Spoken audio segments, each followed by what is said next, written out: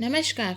हम world geography में astronomy पढ़ रहे थे और हमारा टॉपिक चल रहा था सौरमंडल की संरचना, जिसके अंतर्गत हम सूर्य की संरचना को देख चुके हैं।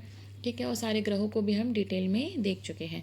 और आज की क्लास में जो हम क्षुद्र ग्रह, उल्का, उल्कापिंड, धूमकेतु किसे कहते हैं, इसे हम डिटेल में देखेंगे। तो चलिए हम वीडियो को स्टार्ट करते हैं। ये सारी चीज़ें जो कि सौरमंडल के अंतर्गत आती है, तो सौरमंडल किसे कहते हैं हम पढ़ चुके हैं, एक बार और देख लेते हैं। ये देखिए सूर्य। सूर्य क्या है? एक तारा है। तो सूर्य तारा का परिवार क्या कहलाता है? सौरमंडल कहलाता है, जिसके अंतर्गत ग्रह, उपग्रह, अन्य खगोलीय पिंड, क्षुद्र ग्रह, धूमकेतु वगैरह आते हैं। ये हो गया आपका सौरमंडल। ठीक है। अब ग्रह क्या होते हैं? सूर्य या किसी अन्य तारे के चारों ओर परिक्रमा करने वाले खगोलीय पिंड को ग्रह कहते हैं। यह प्रकाशीन होते हैं, जिसका स्वयं का प्रकाश नहीं होता है, बल्कि ये सूर्य से प्राप्त प्रकाश से चमकते हैं। ठीक है। ग्रहों की संख्या 8 है और सभी ग्रह जो है सूर्य का दीर्घवृत्ताकार मार्ग में चक्कर लगाते हैं। सभी ग्रह क्या है? सूर्य का दीर्घवृत्ताकार मार्ग में चक्कर लगाते हैं। ठीक है। और उपग्रह, उपग्रह क्या होते हैं? उपग्रह जो होते हैं वो ग्रह का चक्कर लगाते हैं। जैसे पृथ्वी का उपग्रह क्या है? चंद्रमा। तो चंद्रमा क्या पृथ्वी का चक्कर लगाता है, ये भी दीर्घवृत्ताकार मार्ग में चक्कर लगाता है। इसके अतिरिक्त जो है सौरमंडल में क्षुद्र ग्रह होते हैं, धूमकेतु वगैरह होते हैं, ये भी क्या होते हैं? ये भी जो है सूर्य का दीर्घवृत्ताकार मार्ग में चक्कर लगाते हैं, इलिप्टिकल पाथ में चक्कर लगाते हैं। ठीक है, आया समझ में? अब हम आगे बढ़ते हैं, हम देखते हैं क्षुद्र ग्रह। देखिए क्षुद्र ग्रह क्या होते हैं, आप देखेंगे जैसे सौरमंडल में कितने ग्रह हैं? टोटल 8 ग्रह हैं। 4 आंतरिक ग्रह हैं, 4 बाह्य ग्रह हैं। ग्रह को नाम पर देख लेते हैं हम, बुध, शुक्र, पृथ्वी, ठीक है, ये हो गया मंगल, ये बृहस्पति आपका, जुपिटर, सैटर्न शनि, यूरेनस और नेपच्यून। ठीक है। तो क्षुद्र ग्रह क्या होते हैं कि क्षुद्र ग्रह जो है वो भिन्न भिन्न आकार के पिंडों की पट्टी के रूप में मंगल और बृहस्पति ग्रह के मध्य करोड़ किलोमीटर क्षेत्र में पाए जाते हैं। और अन्य ग्रहों के समान ही ये भी क्या है? दीर्घवृत्तीय कक्षा में चक्कर लगाते, किसका? सूर्य का चक्कर लगाते हैं। ठीक है। ये देखेंगे आपका, ये मंगल ग्रह है और ये आपका बृहस्पति। तो मंगल और बृहस्पति के बीच में आपको क्या दिखाई दे रहे हैं? क्षुद्र ग्रह। इसे क्षुद्र ग्रह की पेटी या स्टेरॉइड बेल्ट भी कहते हैं। ये भी क्या होते हैं? दीर्घवृत्ताकार मार्ग में सूर्य का चक्कर लगाते हैं। जैसे ये देखिए सूर्य है, ये क्या है आपका? सूर्य है। और ये पृथ्वी है मान लीजिए, तो पृथ्वी क्या है? इसके चारों ओर ऐसे घूम रही है, दीर्घवृत्तीय मार्ग में चक्कर लगा रही है। वैसे ही क्या है यहाँ पे मंगल ग्रह है, ये भी इस तरीके से घूम रहा है। और यहाँ पे क्या है आपका?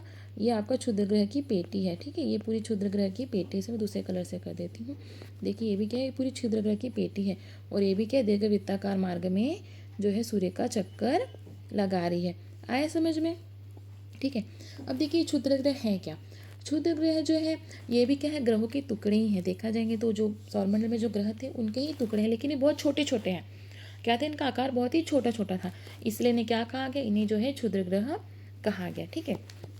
आप देखेंगे कि इस साइड के जो चारों ग्रह हैं, आंतरिक ग्रह, और इस साइड के ग्रह को क्या कहते हैं? बाह्य ग्रह। ठीक है, इसमें हम डिफरेंस भी देख चुके हैं।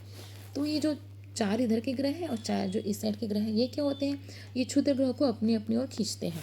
ठीक है, क्षुद्र ग्रह को क्या होते हैं? अपनी ओर खींचते हैं। जैसे ये जो ग्रह अपनी ओर खींचेगा एक साइड, और ये ग्रह जो अपनी ओर खींचेगा, इसलिए ये जो क्षुद्र ग्रह है वो इस पेटी के रूप में इनके बीच में है, मंगल और बृहस्पति के बीच में है। ठीक है, आया समझ में आपको? चारों जो ग्रह हैं, चारों जो अलग अलग दिशाओं में जो है चारों ग्रह अपनी इसको खींचते हैं। ठीक है, इसलिए ये बीच में ही रह जाते हैं क्षुद्र ग्रह। आया समझ में? ठीक है। अब आप देखेंगे कि जो बृहस्पति है आकार में बहुत ही बड़ा है, बृहस्पति जो सबसे बड़ा ग्रह है। ठीक है, और ये क्या करता है? वो मेन जो क्षुद्र ग्रह को खींचने का काम मेन यही करता है, क्योंकि यही सबसे पास का ग्रह है क्षुद्र ग्रह के, और सबसे बड़ा भी है। तो सबसे बड़ा रहेगा तो इसे गुरुत्वाकर्षण शक्ति भी सबसे ज़्यादा रहेगा। तो सबसे ज़्यादा इन ग्रहों को खींच के कौन रखता है? बृहस्पति। ठीक है, बृहस्पति, जुपिटर जो इनको सबसे ज़्यादा खींच के रखता है इन ग्रहों को। अगर ये खींच के नहीं रखेगा तो ये जो क्षुद्र ग्रह है वो क्या होता है? आंतरिक ग्रहों में गिर जाएंगे। ये क्षुद्र ग्रह जो है आंतरिक ग्रहों में गिर जाएंगे, अगर जुपिटर इन ग्रहों को, क्षुद्र ग्रहों को अपनी ओर खींच के नहीं रखेगा। ठीक है, इसलिए जो जुपिटर है इसे खींचने वाला ग्रह कहते हैं। क्या कहते हैं? खींचने वाला ग्रह, या वैक्यूम क्लीनर कहते हैं। क्या कहते हैं? वैक्यूम क्लीनर कहते हैं। आया समझ में आप यहाँ तक आपको? अब हम आगे बढ़ते हैं, हम आगे देखते हैं उल्का और उल्का पिंड। ठीक है, देखिए उल्का क्या होता है कि मंगल व बृहस्पति के मध्य में क्षुद्र ग्रहों के साथ अरबों की संख्या में उल्का पाए जाते हैं। ठीक है, यहाँ पर क्षुद्र ग्रह है और यहीं पर उल्का पाए जाते हैं। देखिए क्षुद्र ग्रह और उल्का लगभग एक है, बस क्षुद्र ग्रह थोड़े आकार में बड़े होते हैं और उल्का जो है क्षुद्र ग्रह से थोड़े छोटे होते हैं। ठीक है, तो ये साथ में जो है मंगल और बृहस्पति के बीच में पाए जाते हैं। यही क्या है आपका उल्का, इसे ही क्या कहते हैं, उल्का कहते हैं। अब उल्का पिंड क्या होते हैं, आप देखेंगे कि क्षुद्र ग्रह, चूंकि ये 4 ग्रह जो इसको इस तरफ खींच रहे हैं क्षुद्र ग्रह को या उल्का को, ठीक है, और ये 4 ग्रह जो आंतरिक ग्रह हैं वो उनको इस तरफ खींच रहे हैं, ठीक है। तो मान लीजिए कि मंगल ग्रह जो है क्षुद्र ग्रह को अपनी ओर खींच लिया, ठीक है। मान लीजिए कि ये जो मंगल ग्रह है इसने क्षुद्र ग्रह को अपनी ओर खींचा, ठीक है, और ये ऊपर चले गए, ये ग्रह के ऊपर चले गए और बच गए यहाँ पे पृथ्वी। तो अब ये उल्का जो है, उल्का या क्षुद्र ग्रह, ठीक है, आप एक ही चीज़ समझिए। अब ये जो उल्का है या क्षुद्र ग्रह को अपनी ओर खींचा, मंगल ऊपर चले गया। अब ये क्या हो जाएगा, उल्का या जो क्षुद्र ग्रह है वो पृथ्वी पर आकर गिर जाएगा। क्या हो जाएगा, पृथ्वी पर आकर गिर जाएगा। और जब पृथ्वी पर आकर गिरेगा तो इसे उल्का पिंड कहते हैं, ठीक है। किसे क्या कहते हैं, उल्का पिंड कहते हैं। देखिए जब उल्का यहाँ पर है, जब उल्का यहाँ पर है तो वो उल्का है, ठीक है। और जब वो पृथ्वी पर आकर गिर गया तो वो उल्का पिंड है। पृथ्वी पर आकर गिर गया तो क्या है, उल्का पिंड है, ठीक है। अब क्या होता है कि कभी कभी जैसे मंगल ग्रह इसको खींचा तो मंगल ग्रह ऊपर चले गए, मान लीजिए पृथ्वी भी ऊपर चले गए क्योंकि वो चक्कर लगा रही ना सूर्य के, ठीक है। तो अब ये भी ऊपर चले गए तो ये उल्का को इन लोग खींच तो लिए, अभी कहाँ पर गिरेंगे, अभी गिरेंगे आपका शुक्र ग्रह में और बुध ग्रह में। कहाँ गिरेंगे, शुक्र ग्रह में और बुध ग्रह में गिर जाएंगे। अगर शुक्र भी ऊपर चले गए तो बुध ग्रह में गिर जाएंगे, ठीक है। अब बात ये है कि जो बुध ग्रह है उसका एनवायरनमेंट नहीं है, उसका खुद का वातावरण नहीं है, ठीक है। तो वो इन उल्का पिंडों को अपने ऊपर आने से रोक ही नहीं सकता, उसमें आके वो धबाक से गिर ही जाते हैं। इसलिए आपको सर्वाधिक जो गड्ढे हैं वो आपको बुध ग्रह में देखने को मिलेंगे। सर्वाधिक गड्ढे कहाँ देखने को मिलेंगे, बुध ग्रह में देखने को मिलेंगे, ठीक है। आप देखेंगे पृथ्वी का उपग्रह जो चंद्रमा है, ठीक है, इसमें भी आपको बहुत सारे गड्ढे को देखने को मिलेंगे क्योंकि बहुत सारे उल्का पिंड उस पर भी जाकर गिरे हैं चंद्रमा पे, ठीक है। हमको दूर से दिखाई देता है वो दाग है, लेकिन वो दाग नहीं, वो एक्चुअल में क्या है, गड्ढे हैं। आए समझ में, ठीक है। अब देखिए जो हमारी पृथ्वी है, ये जो हमारी पृथ्वी है, हमारी पृथ्वी का तो वायुमंडल है ना, वायुमंडल की 5 परतें हैं। 78% यहाँ पे नाइट्रोजन है और 21% ऑक्सीजन है हमारी पृथ्वी में, ठीक है। खुद का वातावरण है, वायुमंडल है, 5 परतें हैं। तो ये क्या होती है, ये उल्का को अपने पर आने से रोक सकती है पृथ्वी, ठीक है। उसकी इतनी क्षमता है कि वो उल्का को अपने ऊपर गिरने नहीं देती है। लेकिन कभी कभी गिर भी जाता है, अगर वो बहुत ही भारी मात्रा में होते हैं, बड़े आकार के होते हैं, तो वो पृथ्वी पर गिर भी जाते हैं, ठीक है। तो उसको हम देखते हैं। आपको उल्का पिंड समझ में, इसको और अच्छे से हम देखते हैं अभी कि देखिए जब उल्का की गति ज़्यादा होती है, जब उल्का पृथ्वी पर आ रही होती है, ठीक है, उसकी गति ज़्यादा होती है तो पृथ्वी का जो वायुमंडल है उसके कारण उसमें रगड़ उत्पन्न होती है और ये जलने लगता है। आप यहाँ पे देख सकते हैं, ठीक है। ये पृथ्वी का वायुमंडल है और जब उल्का पृथ्वी पर आने वाली होती है तो वो जलने लगती है पृथ्वी के वायुमंडल के कारण। तो वो हमें कुछ इस प्रकार से प्रतीत होता है। तो इसे ही हम क्या कहते हैं, टूटता हुआ तारा। वो एक्चुअल में तारा नहीं होता है, वो उल्का ही होती है, ठीक है, जो पृथ्वी के वायुमंडल से गुजरती है और उसमें रगड़ उत्पन्न होती है तो ये जलने लगता है। और इसे हम क्या कहते हैं, टूटता हुआ तारा कहते हैं। और ये क्या होता है, जल के ऊपर ही खत्म हो जाता है, ठीक है। जब वायुमंडल प्रवेश करता है रगड़ उत्पन्न होती है, जलता है और वहीं पे वो ऊपर में वातावरण में जो पृथ्वी का वायुमंडल है ना, वहीं पे वो खत्म हो जाता है, ठीक है। और इसे हम टूटता हुआ तारा कहते हैं, देखते हैं तो, ठीक है। और क्या होता है कि जो कुछ उल्का जो होते हैं वो बहुत ही बड़े होते हैं, ठीक है। तो वायुमंडल में, जब पृथ्वी के वायुमंडल में आते हैं तो घर्षण के कारण जलते हुए खत्म होने से पहले क्या होते हैं, वो पृथ्वी में प्रवेश कर जाते हैं, वायुमंडल में आएंगे, जलेंगे, ठीक है। लेकिन वो वायुमंडल में खत्म नहीं हो पाते क्योंकि बहुत बड़े रहते हैं, तो वो पृथ्वी में प्रवेश करते हैं और पृथ्वी में आके वो धबाक से गिर जाते हैं। तो उसे क्या कहते हैं, इसे तो उल्का पिंड कहते हैं ना, जो पृथ्वी में आके गिर जाता है और वायुमंडल से ऊपर चले गया चमकते हुए, तो वो टूटता हुआ तारा, ठीक है, ऊपर ही खत्म हो जाएगा। और जब अगर जलेगा और पृथ्वी के अंदर, पृथ्वी में गिर जाएगा, प्रवेश कर जाएगा, धबाक से गिर जाएगा, तो उसे क्या कहेंगे, उसे ही हम उल्का पिंड कहेंगे, ठीक है।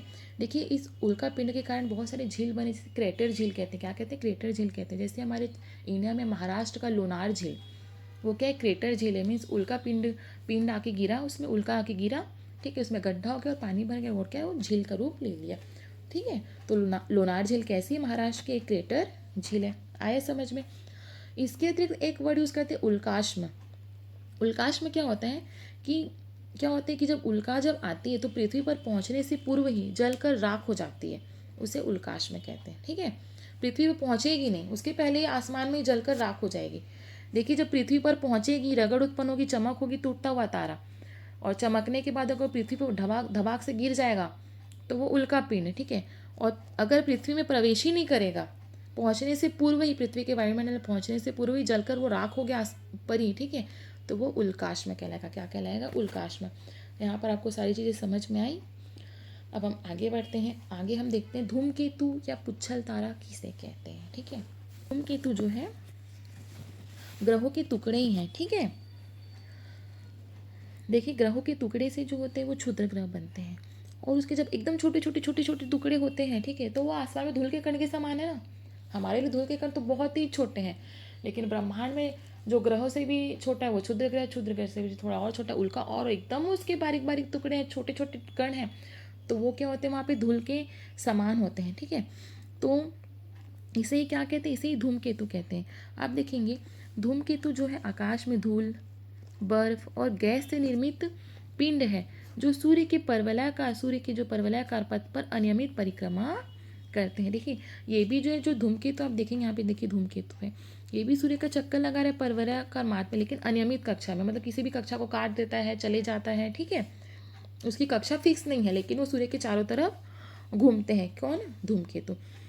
आप देखेंगे कि जब भी कोई धूमकेतु सूर्य के नज़दीक आता है तो गर्म होने के बाद उससे गैसों की फुहारें निकलने लगती हैं, जिससे पूज जैसी संरचना का निर्माण होता है। आप यहाँ पे देख लीजिए। ठीक है, जब ये सूर्य के नज़दीक आता है तो क्या होता है? गैसों की एक फुहारें निकलने लगती है। देखिए गैस पीछे की तरफ चले गए। ठीक है, और एक पूज जैसी संरचना बन जाती है। इसे ही पुच्छल तारा कहते हैं। इसे ही क्या कहते हैं? पुच्छल तारा कहते हैं। और इसके जो कण होते हैं वो चमकने लगते हैं। जैसे तारा चमकता है ना, तो वैसे इसके कण चमकने लगते हैं, तो ये हमें तारों के समान दिखाई देते हैं, इसलिए इसे पुच्छल तारा कहते हैं। ये तारा नहीं। तारे की डेफिनेशन तो हम देख चुके हैं कि तारा किसे कहते हैं, जिसका स्वयं का प्रकाश होता है और ऊष्मा होती है, जबकि धूमकेतु का ऐसा नहीं है, उसमें ऊष्मा नहीं है, लेकिन ये इसके कण चमकने लगते हैं। ठीक है, इसलिए इसे तारा कहा जाता है। और ये धूल के समान है, जिसे धूमकेतु कहा जाता है। आया समझ में? ठीक है, उसके बाद देखते हैं कि पुच्छल तारे की जो पूंछ होती है वो सूर्य के विपरीत दिशा में होती है। देखिए पुच्छल तारा है, मेन तारा, इसकी जो पूंछ कहाँ है? सूर्य के विपरीत। आप यहाँ पे देखिए, यहाँ पे आपको तो क्लियर नहीं दिख रहा होगा, एक सेकंड, अभी दिख रहा होगा। ठीक है, तो यहाँ पर आप देखेंगे, यहाँ पर अगर आप ध्यान देंगे तो आपको दिखेगा कि जो देखिए जो तारा है, ठीक है, जो पुच्छल तारा है उसकी जो पूंछ कहाँ पर है? सूर्य के विपरीत दिशा में। ठीक है, और पृथ्वी से प्रत्येक 76 वर्ष बाद यह दिखाई देता है। ठीक है, पृथ्वी से प्रत्येक 76 वर्ष बाद यह दिखाई देता है। हमारे पृथ्वी से जो हेली पुच्छ तारा दिखाई देता है हमेशा। ठीक है, और 76 वर्ष बाद ये दिखाई देगा। आपको याद रखना है कि सौर मंडल में लगभग 1 लाख धूमकेतु विचरण कर रहे हैं। ठीक है, सौर मंडल में कितने? लगभग 1 लाख धूमकेतु जो है विचरण कर रहे हैं। ठीक है, ये आपको आया समझ में? धूमकेतु किसे कहते हैं? ठीक है, ये धूमकेतु मेन क्या होते हैं कि ग्रहों के टुकड़े जब और छोटे छोटे हो जाते हैं और साथ में एकत्रित हो जाते हैं, ठीक है, तो ये धूल के समान दिखाई देते हैं। क्या होते हैं? धूल के समान दिखाई देते हैं। बस आपको यही याद रखना है इसमें। तो यहाँ तक जो हमारा वीडियो कंप्लीट होता है। आई होप आपको वीडियो पसंद है। अगर आपको मेरा वीडियो पसंद है तो प्लीज़ मेरे चैनल को लाइक शेयर एंड सब्सक्राइब जरूर कीजिएगा। धन्यवाद।